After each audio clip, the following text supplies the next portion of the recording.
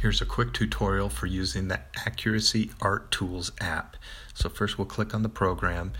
We need to add a picture first. So click on the plus icon in the bottom center. You can go to the gallery or take a picture live, and I'm going to the gallery and I'll choose a photo there. Okay, you can move it around and enlarge and rotate it using the pinch method. Bottom left, we'll go to the frame icon first, and you can choose a frame size that correlates to your actual drawing or painting surface. Then you can choose the value of the frame, and you can also choose the background value, so you get the contrast you need to actually see the frame opening the way you want it. Now we'll go to the grid icon, and we can add, here, let me just slide this in there. We can add various types of grids, so you can experiment with that. You can see there. Okay, with the ads, you can get rid of the ads for 99 cents by going into the store, which is found in the menu.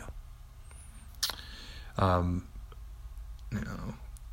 the far right's the custom grid option. And in order for this to be used, you need to lock the image by clicking on the icon with the lock at the far right, at the bottom there. That allows you to actually, using the pinch method, shrink the grid to whatever size you want it to be at. Okay. Another thing you can do in the grid type section is add plumb lines. Okay. So then you can go to grid color, plumb line color, whatever you want to use there, and then you can go to grid thickness and transparency. Okay. Next is the black and white icon. All it does is toggle back and forth between black and white and color. And the next one is the one that takes a little bit of explaining. Let me just get rid of